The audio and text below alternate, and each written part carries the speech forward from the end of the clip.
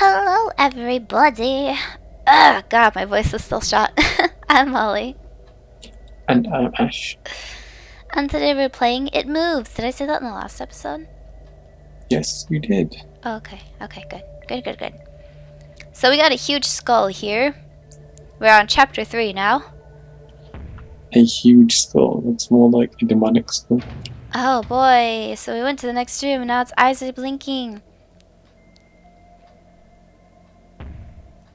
What's gonna happen now? Is it gonna be moving? Oh, nope, it's just getting darker and blinking and darker. A banner on a long pole. It's too old and torn to make out details.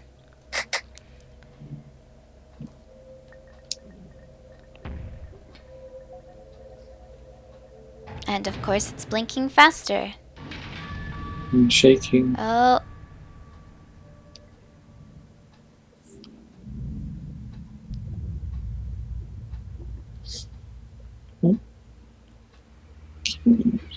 Oh boy. A pentagram. People always act like the pentagram is evil. It's actually, if you put it upside down, then it's supposed to be evil. Because it's supposed to look like the face of a goat because of the two horns and the ears and then the chin. So that's supposed to be the devil. A picture of some kind of green landscape.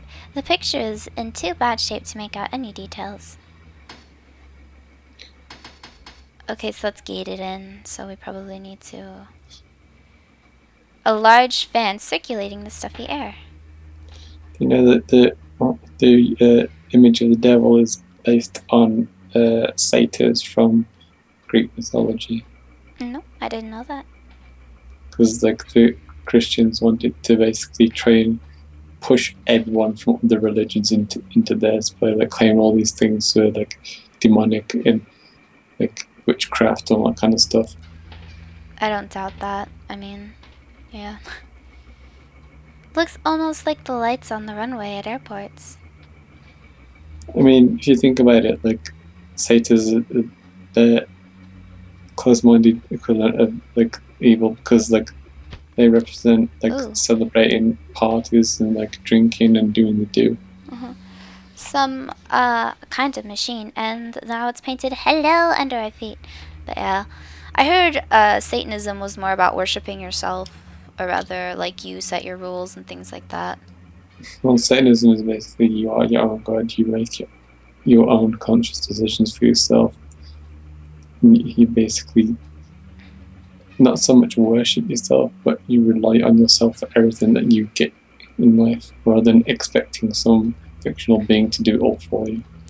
Well, see, I can totally see that. I don't know why people, it's like Satanism and they automatically think Satan. Oh, switch. I wonder what just happened. I guess the gates opened. That would turn that machine on. Oh, that's possible.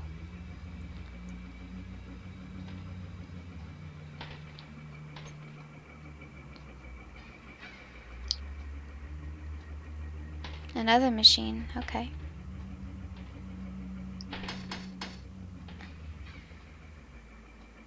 It's quite a lot of gates. Oh, God. What's up? There's a thingy there. It scared I know, me. but How are you?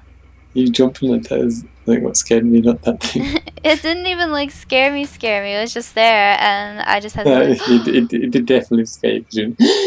I didn't feel it so much, so it was just like, oh, there's a thing. Just because you didn't piss yourself doesn't mean you find it scary. Oh man, where do we go? What do we do? It's creepy and it's dark. Go right and down.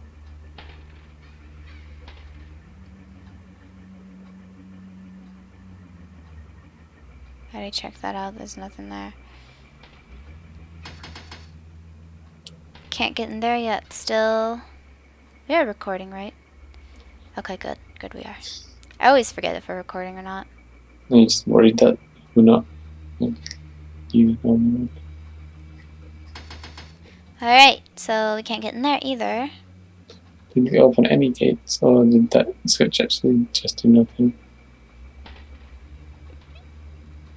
You know, I'm not sure what that switch did.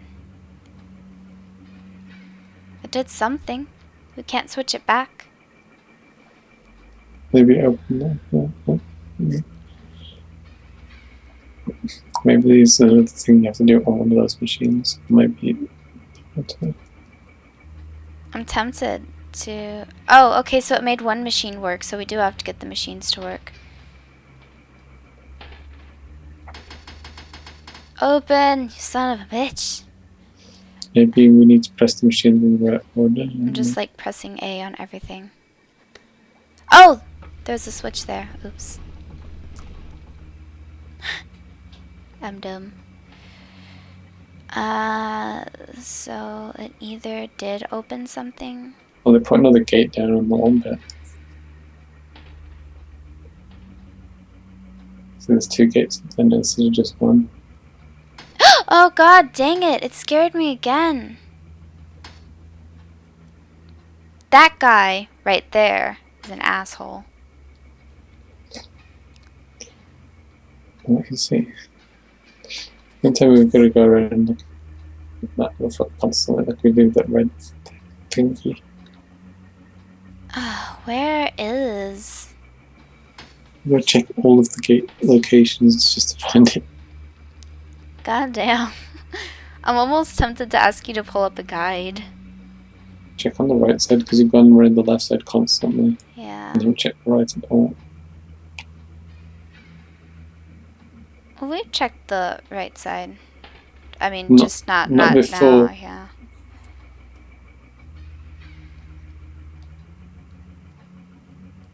Alright, so it still does nothing. That one's open now. Oh. Look, a face. A creepy mask. Oh boy! Music and fuzz. This is nice. And there's a face again. Oh, look, it's the creepy mask.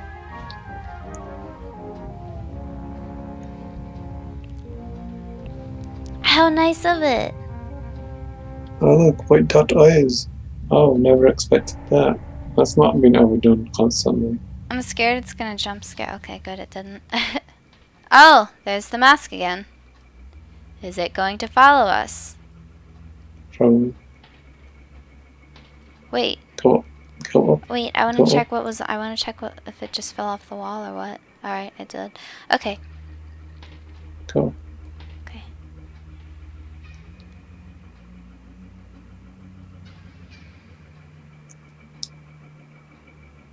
Oh. Looks like that part opened it. Oh, cool. It made the trickle out to all of the holes. There's a red liquid pouring out. I like it when the red water pours out. Wait, what? Solid fingers. You've never seen solid fingers before. Seen what? Solid fingers? Nope. I mean, I've seen a little bit of salad fingers, but... You said you didn't see it, so you can't see it. And then I've seen a tiny bit of it, but I haven't, like, seen it. I've seen, like, maybe a few minutes, not a few minutes, sorry, a few seconds of it. Oh, okay. Oh, it's just a gigantic burger. It looks like those are supposed to be skulls. Maybe it's just a big collection of masks. Okay, so that screamed. That's nice of it. How nice of it. A creepy guy. You are an asshole. You do realize that, right? Like, I don't like you. At all. Which gate we were missing? Yeah. I know he's gonna get out soon once we switch all the switches.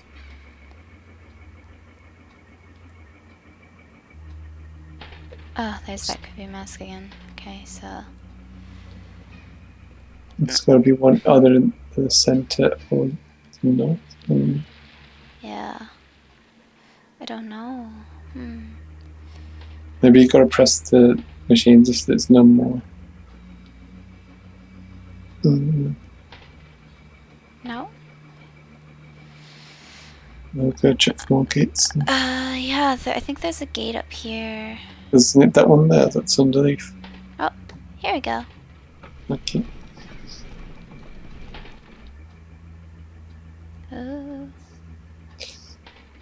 More creepy stuff. Oh god. So, Didn't you hear that loud noise? Oh wait, no, you 'cause can't you hear the can't. noise. That's right, you can't hear the noise. Stop Oh us up here. god, I don't. He's gonna come after us. He's gonna come here. I just know it. I just know it. I just know it. There is nowhere else to go now. Oh, okay. Yeah, fuck Get you. wrecked. Fuck you. Fuck you. Watch the shit around the altar. Oh, okay. Yeah. Can I come back and join you? I'm sorry. This doesn't look. Oh, alright. Apparently it's not good at all. Alright. That's nice. I'm sorry I said fuck you, creepy guy. Can you save me, please? It's funny how certain words can remain hidden from your mind no matter how blatant or obvious they are. One word came to me that night, lying there in the darkness alone, frightened, aware of a rotten change in the atmosphere. A thickening of the air as if something had displaced it. As I heard the first casual twist of the bed sheets below, the first anxious increase of my heartbeat at the realization that something was once again in the bottom bunk, that word. A word which had been sent into exile filtered up through my consciousness, breaking free of all repression, gasping for air, screaming, etching, and carving itself into my mind. Ghost. As this thought came to me, I noticed that my unwelcome visitor had ceased moving.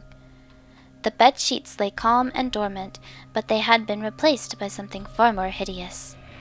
A slow, rhythmic, rasping breath heaved and escaped from the thing below. I could imagine its chest rising and falling with each sordid, wheezing, and garbled breath. I shuddered and hoped beyond all hope that it would leave without occurrence. The house lay as it had the previous night in a thick blanket of darkness. Silence prevailed, all but for the perverted breath of my, as yet unseen bunkmate. I lay there terrified. I just wanted this thing to go, to leave me alone. What did it want? Then something unmistakably chilling transpired. It moved. It moved in a way different from before.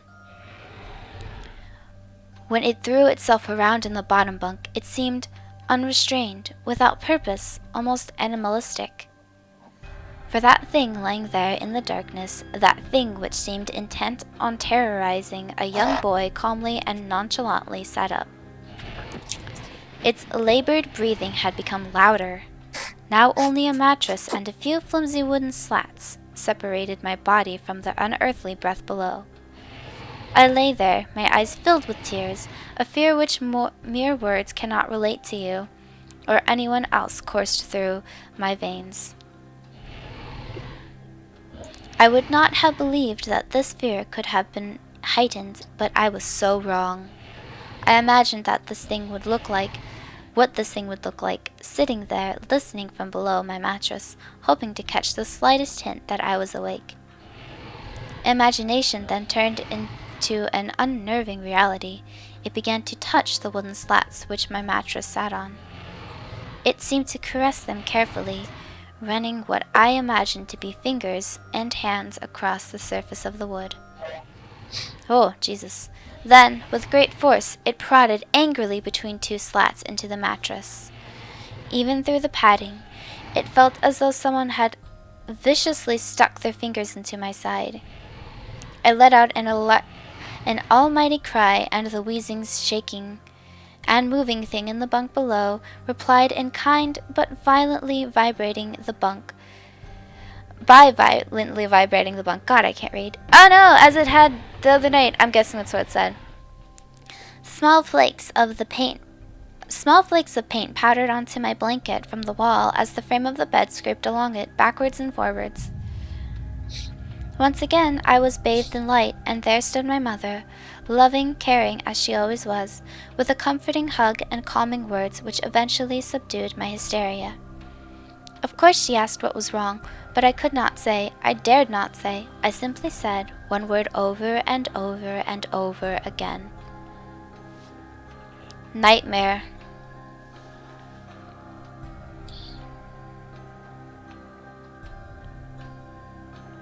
This pattern of events continued for weeks, if not months. Night after night I would awaken to the sound of rustling sheets. Each time I would scream so as to not provide this abomination with time to prod and feel for me.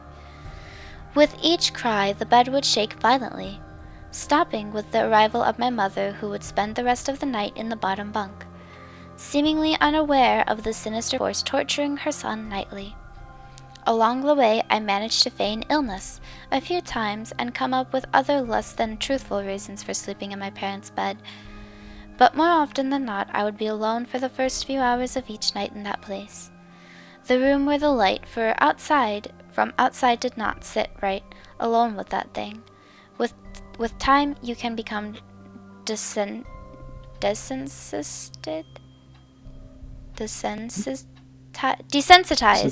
to almost anything, no matter how horrific. I had come to realize that for whatever reason, this thing could not harm me when my mother was present.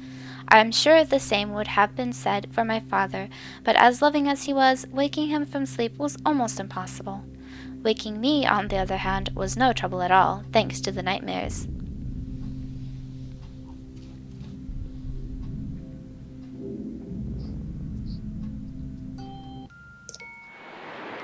Chapter 4, Anger Overload. But we will have to do that in the next episode. Thank you so much for watching, everybody. We will see you again in said next episode. Bye-bye. Bye.